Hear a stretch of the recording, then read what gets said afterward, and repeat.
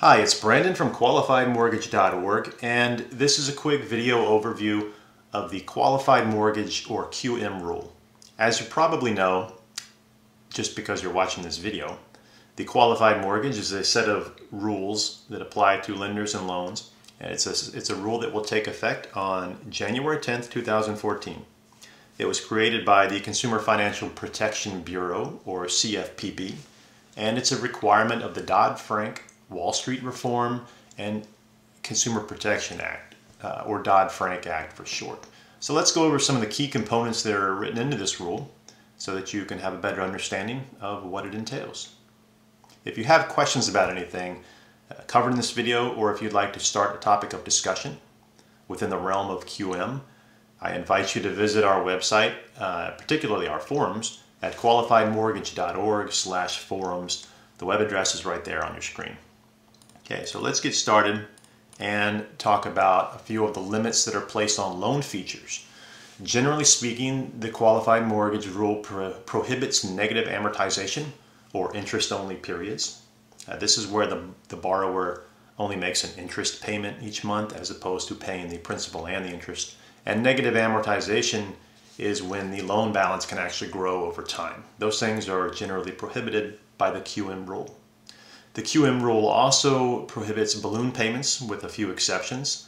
The exceptions are made for certain loans generated by smaller lenders, particularly in rural areas.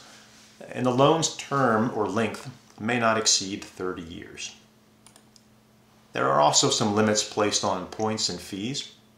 Generally speaking, points and fees are limited to 3% of the total loan amount. Up to 2 additional bona fide discount points are allowed depending on the loan's rate. And this is an area that seems to have generated a lot of confusion among mortgage lenders in particular.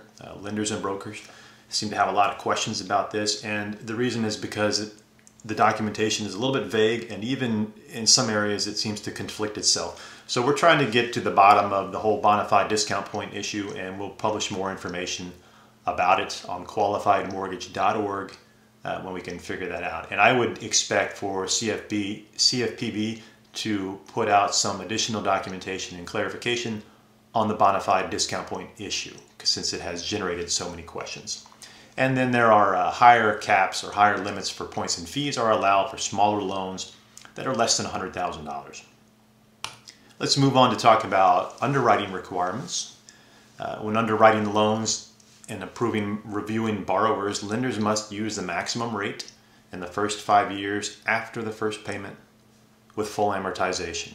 The mortgage lender must also consider and verify income or assets. This is also part of the ability to repay, or ATR rule, which is closely associated with the qualified mortgage rule. QM and ability to repay kind of go hand in hand, and they both require lenders to verify the borrower's ability to repay the loan. Makes sense.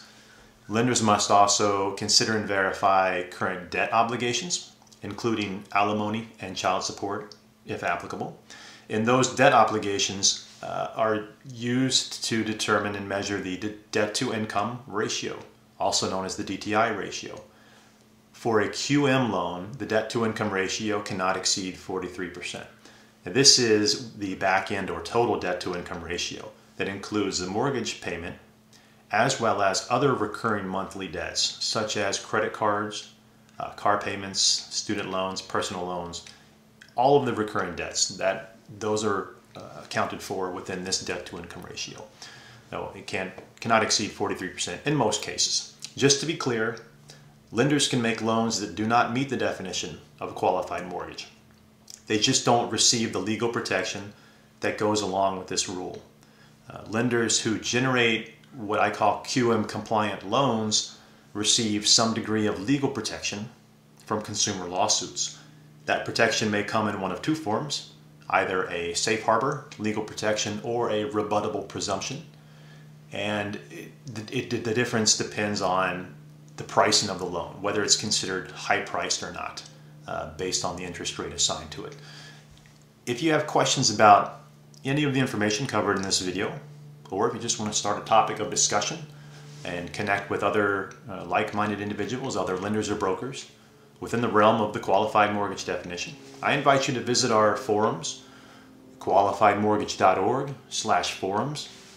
Membership is free. You can join for free. The registration process is quick and easy, and you can post a question or a topic about anything relating to qualified mortgages or the similar qualified residential mortgage rule, which also is coming in January 2014. Hope this video has given you a little more insight into these forthcoming mortgage rules, and I thank you for watching. Goodbye.